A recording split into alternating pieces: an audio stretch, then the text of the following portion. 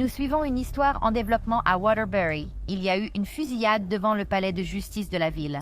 Les salles d'audience sont généralement le théâtre de litiges juridiques plutôt que de violences. Que si cette affaire avance sans financement supplémentaire, il n'y a aucune chance. Mais que se passe-t-il lorsque les victimes prennent les choses en main? De la mère qui s'est vengée du meurtrier de sa fille dans la salle d'audience, aux membres d'un gang qui a été brutalement assassiné par plus de 200 femmes en plein jour, ce sont les affaires de condamnés qui ont été tués sur le champ au tribunal. Klaus Grabowski. Voici Marianne Bachmeier, la femme qui allait devenir connue comme la mère vengeresse de l'Allemagne. Et voici Klaus Grabowski, le meurtrier brutal qui a ôté la vie d'une âme innocente. Un jour fatidique de mars 1981, la mère en deuil est entrée dans une salle d'audience en Allemagne de l'Ouest avec une arme dissimulée. Et en une fraction de seconde, elle a rendu une justice appropriée pour l'homme qui a pris sa fille. Avant que la tragédie ne frappe, Marianne était une mère célibataire qui tenait un pub dans les années 1970 dans la ville de Lübeck, en Allemagne de l'Ouest. Toute sa vie, Marianne avait vu des luttes de toutes sortes, d'une enfance troublée à avoir 2 enfants qu'elle a dû faire adopter. Cependant, lorsqu'elle est tombée enceinte pour la 3e fois, Marianne a décidé de garder celui-ci pour elle-même, et elle a nommé le charmant bébé Anna. Anna était un rayon de soleil dans la vie de Marianne. Elle a apporté un nouveau type de bonheur qu'elle n'avait pas ressenti depuis très longtemps. Cependant, comme on dit, les bonnes choses ne durent pas, et ainsi fut l'histoire d'Anna, qui est finalement devenue la victime d'un psychopathe. C'était le 5 mai 1980 que la tragédie a frappé. Ce jour-là, Anna, qui avait 7 ans, et sa mère ont eu une violente dispute, et par rébellion, elle a décidé de ne pas aller à l'école. D'une manière ou d'une autre, elle s'est retrouvée chez son voisin de 35 ans, Klaus Grabowski. Ce type n'était pas le citoyen le plus exemplaire du coin, et en fait, il avait déjà purgé une peine pour avoir fait l'impensable avec un mineur. Mais Grabowski n'était pas un inconnu pour Anna, et ce n'était pas la première fois qu'elle se rendait chez lui pour jouer avec son chat. Cependant, cette fois, Grabowski avait l'intention de tuer la petite fille, et après quelques heures, il a sauté sur la petite Anna et l'a étranglée avec un collant. On ignore toujours si Anna a été violée ou non, cependant. Grabowski a accompli sa mission diabolique en cachant le corps de l'enfant dans une boîte en carton et en l'enterrant sur les rives d'un canal voisin. Mais la justice n'était pas loin derrière, et c'est ce jour même que Grabowski a été arrêté après que sa fiancée a alerté la police. Avec tous les doigts pointés directement sur lui, il savait qu'il ne pouvait pas fuir cette situation, alors il a avoué avoir tué l'enfant, mais a nié l'avoir jamais maltraité. Au lieu de cela, il a fourni une histoire encore plus troublante. Il a affirmé que la fillette de 7 ans avait essayé de le séduire, et même menacé de dire à sa mère qu'il l'avait agressé s'il ne lui donnait pas d'argent. Peu de gens ont cru à cette histoire, et la police encore moins, donc l'affaire a été portée devant le tribunal. Mais c'est là que les choses ont empiré. Au procès, les avocats de Grabowski ont présenté une défense affirmant qu'il avait agi en raison d'un déséquilibre hormonal causé par la castration volontaire qu'il avait subie des années auparavant. L'histoire n'était pas si amusante pour Marianne, et chaque déclaration semblait être un coup de poing dans sa poitrine. Ainsi, le 3e jour du procès, elle est entrée dans ce tribunal de district de Lübeck avec un pistolet Beretta de calibre 22 caché dans son sac à main. Ses yeux étaient injectés de sang et il était évident qu'elle était venue pour se venger. Quand elle a trouvé un bon point de vue, elle a sorti cette arme et a visé directement Grabowski, tirant 7 balles sans ciller, une pour chaque année qu'Anna a vécue. Beaucoup ont appelé cela une fin appropriée pour un tel psychopathe, mais la loi devait encore punir Marianne pour le meurtre. Pendant son procès pour meurtre, elle a parlé de prendre la vie de Grabowski dans un rêve et de voir des visions de sa fille. Cela a renforcé sa détermination, et elle devait faire ce qu'elle a fait. Lorsque le tribunal lui a demandé un échantillon d'écriture, elle a écrit « Je l'ai fait pour toi, Anna ». Le tribunal l'a condamnée à une peine de 6 ans pour homicide volontaire prémédité en 1983, et sa condamnation a causé quelques remous car beaucoup ont soutenu qu'elle ne devait pas purger de peine pour cet acte. Marianne n'a passé que 3 ans derrière les barreaux avant d'être libérée. Malheureusement, elle a été diagnostiquée avec un cancer et est décédée le 14 septembre 1996 à l'âge de 46 ans. Elle a été enterrée juste à côté de sa fille, Akku Yadav. C'est Bharat Kalicharan, également connu sous le nom d'Akku Yadav, un gangster indien, qui a été lynché dans une salle d'audience en plein jour. Comment en est-il arrivé là? Et quels crimes horribles a-t-il commis pour mériter une punition aussi sévère? Pour comprendre cette affaire effrayante, faisons un petit voyage dans le passé. Avant de rencontrer sa fin déshonorante, Aku Yadav était une terreur pour la société. C'était un voleur, cambrioleur, kidnappeur, extorqueur et tueur en série dont le nom faisait trembler de peur tout le monde autour. Au cours de sa vie, Yadav a pris la vie d'au moins 3 personnes. Il a torturé et enlevé des gens pour rançon et a agressé plus de 40 femmes et jeunes filles mineures. Mais pendant très longtemps, lui et ses bandes étaient inarrêtables car ils avaient la police dans leur poche. Il leur donnait souvent de l'argent et les emmenait même boire un verre dans des bars. Donc, même quand les femmes le dénonçaient à la police, leurs affaires étaient jetées par la fenêtre. Il terrorisait les familles, principalement celles vivant à Kasturba Nagar, et il entrait parfois chez elles en demandant de l'argent. Pour garder les hommes sous son emprise, il agressait les femmes et même les enfants aussi jeunes que 10 ans. De cette façon, les hommes ne pouvaient pas se rebeller contre lui. On disait qu'à cette époque, chaque foyer de la région comptait au moins une femme victime des agressions de Yadav. Une de leurs victimes était une femme qui avait donné naissance juste 10 jours auparavant. Yadav et ses hommes ont violé la femme, qui se suicidera plus tard par immolation. Avant de demander pourquoi les gens ne sont pas allés à la police quand la situation est devenue si grave, ils l'ont en fait. Et en fait, la police l'a arrêté 14 fois. Mais qu'en est-il ressorti? Rien. Yadav serait simplement relâché pour continuer à terroriser les habitants de la localité. Après une décennie entière à semer la pagaille et détruire la vie des femmes et des filles qui vivaient dans la région, toutes les affaires contre lui ont été abandonnées, et il semblait que le psychopathe de 32 ans s'en sortirait. L'histoire a finalement pris une tournure sombre le 13 août 2004 lors d'une audience de mise en liberté sous caution au tribunal de district de Nagpur en Inde. La rumeur courait que Yadav pourrait être libéré ce jour-là car la police avait prévu de le garder en détention jusqu'à ce que tout le monde se soit calmé, puis de le relâcher. N'ayant pas d'autre choix que de prendre les choses en main, une foule de 200 à 400 femmes a défilé dans le palais de justice ce jour-là, armées de couteaux à légumes et de sprays au poivre. Elles ont pris place au premier rang, tandis que Yadav entrait avec confiance, sachant qu'il serait bientôt un homme libre. Pendant le procès, il a vu une femme qu'il avait agressée dans le passé, et il a ri d'elle, l'appelant par des noms imprononçables. Les policiers ont soi-disant ri aussi. Bientôt, une autre femme a commencé à le frapper à la tête avec une sandale, déclarant hardiment à Yadav que soit elle mettait fin à sa vie, soit il mettait fin à la sienne, disant « Nous ne pouvons pas vivre sur cette terre ensemble, c'est soit toi, soit moi ». Ces mots audacieux ont enhardi les autres femmes, et avant que vous puissiez dire « ouf », Yadav était entouré par les femmes qui l'ont poignardé un incroyable 70 fois. La poudre de chili a été jetée au visage des officiers qui le gardaient, et alors qu'ils lui infligeaient la punition finale, on pouvait l'entendre crier et supplier pour le pardon. La scène était très sanglante, et une victime aurait sectionné sa partie intime. La police a quitté les lieux abasourdis et horrifiés. Mais bien que le vigilant soit discutable, personne n'a vraiment ressenti de pitié pour le gangster brutal. Bien que certaines des femmes aient été accusées du meurtre, il n'y avait pas assez de preuves pour les condamner, et même si l'affaire avait été poursuivie, les chances de leur condamnation étaient quasiment nulles. Elles ont donc été libérées, et aujourd'hui elles sont acclamées comme des héroïnes en Inde. David Paradiso. Lors de son procès pour avoir poignardé sa petite amie, David Paradiso a provoqué un énorme chaos dans la salle d'audience. Une action qui a finalement conduit à sa mort. La véritable raison pour laquelle Paradiso était au tribunal ce jour-là était à cause d'une attaque brutale qu'il a lancée contre sa petite amie innocente, la poignardant au cou et abandonnant son corps près d'une route. Les détails du crime étaient assez choquants et ils ont envoyé des ondes de choc à travers la communauté. Le jour où le crime a été commis, Paradiso et sa petite amie Eileen Pelt se disputaient sur la banquette arrière de la voiture de sa mère. Personne ne se souvenait vraiment de quoi parlait la dispute, mais elle est vite devenue violente. L'homme de 29 ans, Paradiso, affirmerait plus tard qu'il souffrait de paranoïa à l'époque et croyait réellement que sa petite amie allait lui ôter la vie s'il n'attaquait pas en premier. Après avoir brutalement assassiné sa petite amie, Paradiso a ensuite pris sa mère en otage, la forçant à conduire jusqu'au comté voisin d'Amador, où il s'est débarrassé du corps. Il a été rapidement appréhendé par les autorités et le procès éclair a commencé, bien que personne ne puisse prévoir que cela se terminerait par une tragédie.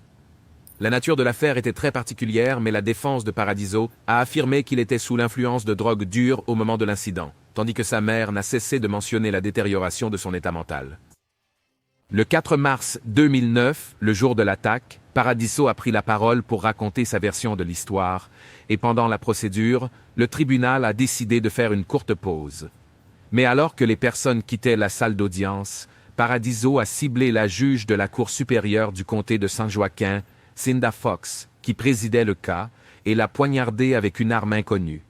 Toute la salle d'audience a été plongée dans le désordre, et pendant le chaos, les officiers lui ont tiré une balle dans la tête, mettant fin à sa vie instantanément. C'était une fin brutale à une vie troublée, mais la mère de Paradiso l'avait vu venir. Elle a affirmé avoir informé les policiers de l'état mental de Paradiso et de sa tendance à la violence avant l'incident. Elle a également mentionné qu'elle avait informé les policiers que son fils portait une arme cachée, mais personne ne l'a prise au sérieux. Heureusement, la juge Cinda Fox, qui avait été victime de l'attaque inattendue, n'a subi que des blessures légères. Alors qu'on la sortait de la salle d'audience en fauteuil roulant, on l'a entendue rassurer les journalistes en disant qu'elle allait bien. Cependant, pour Paradiso, c'était la fin du chemin, et son histoire reste l'un des exemples les plus effrayants de criminels recevant une peine capitale involontaire directement dans la salle d'audience. Cial Anguilo.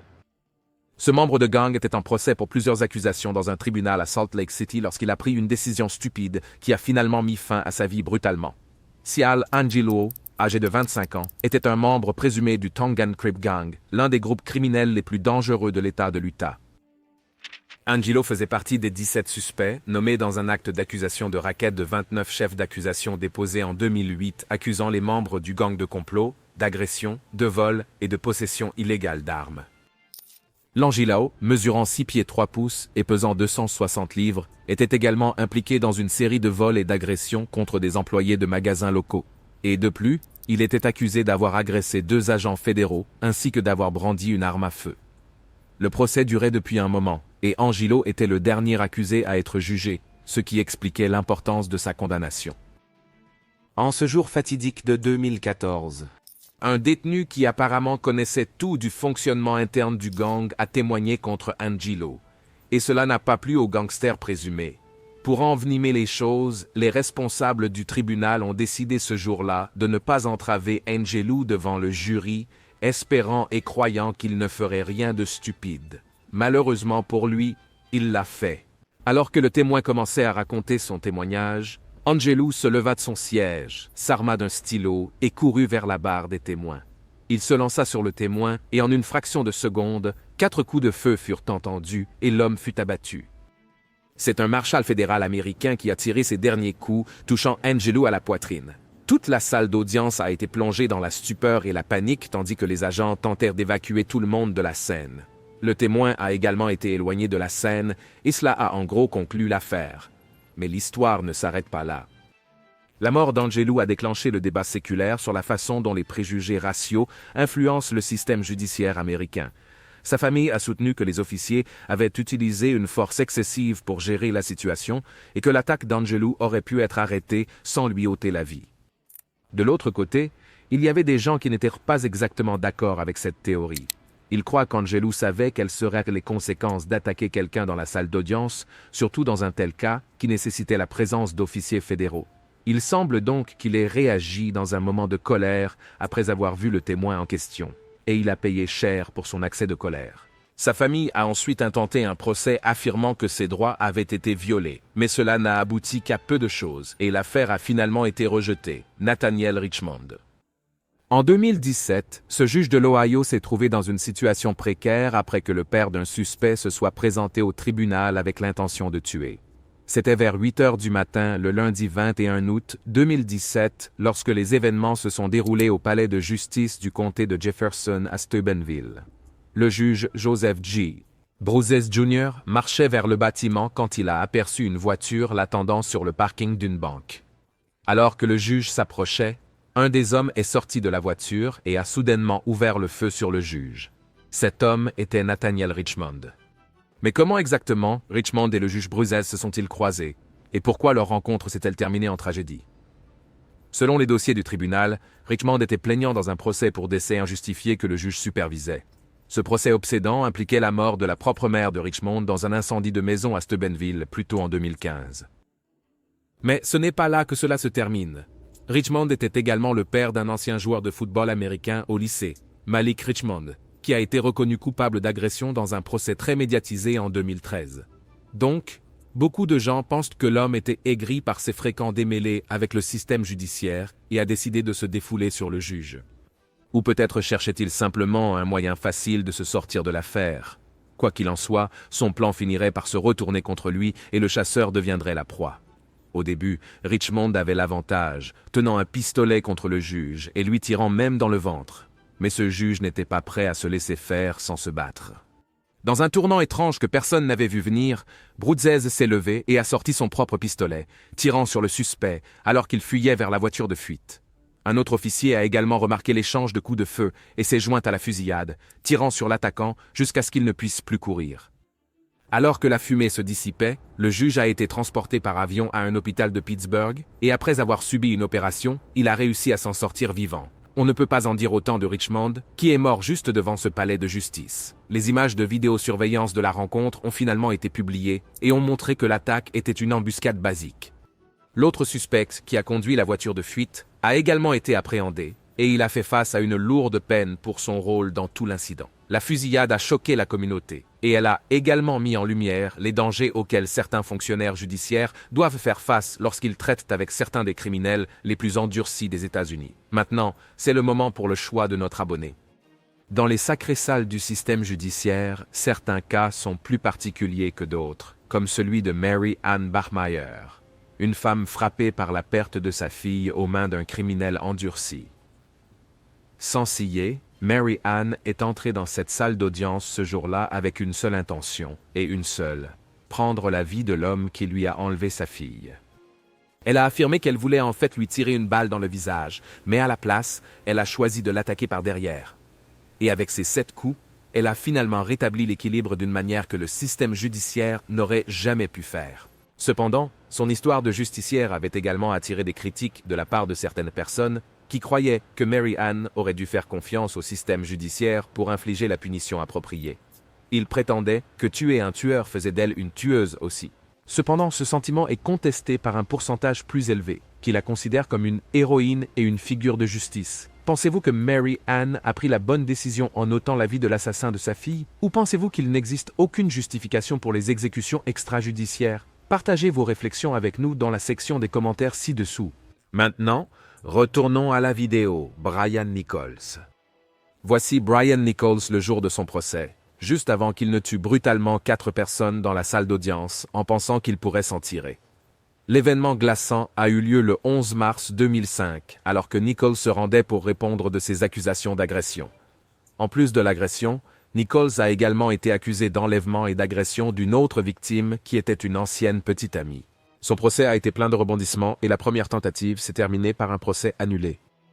En attendant le deuxième procès, sa famille et ses amis ont exprimé leurs inquiétudes qu'il essaierait de s'enfuir, mais personne n'a pris leurs revendications au sérieux.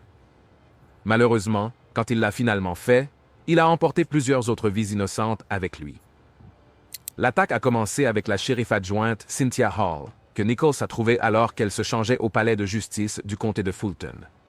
Il a réussi à voler son pistolet de service Glock avant de la frapper jusqu'à la mettre dans le coma, mais il n'en avait pas encore fini.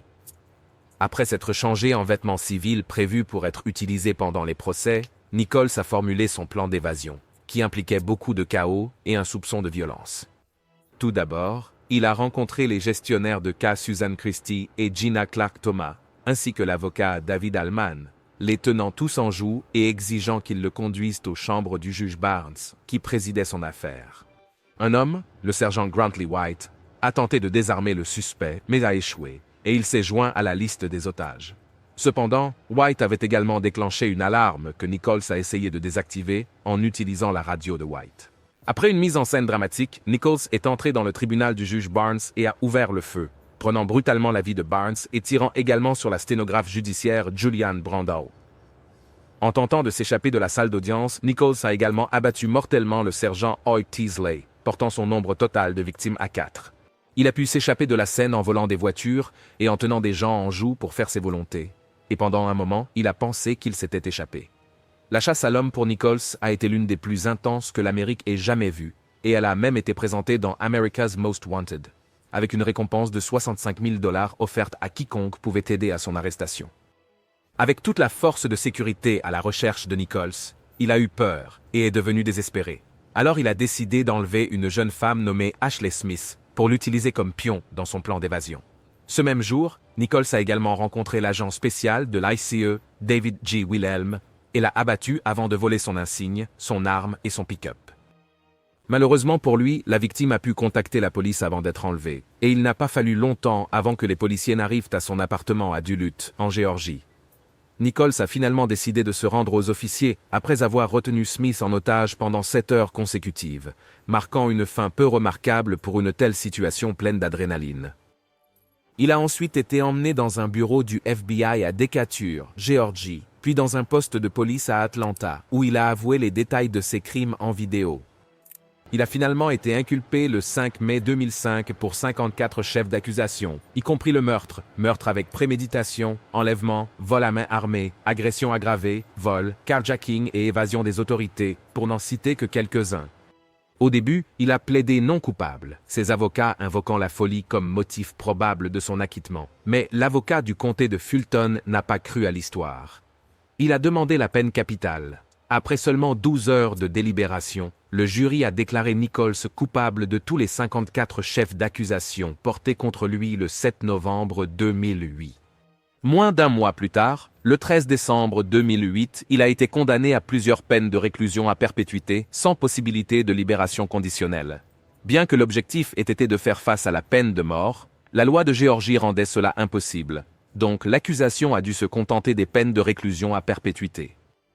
Nichols est actuellement incarcéré à la prison d'État de diagnostic et de classification de Géorgie, où il passera probablement le reste de sa vie. Michael Marin.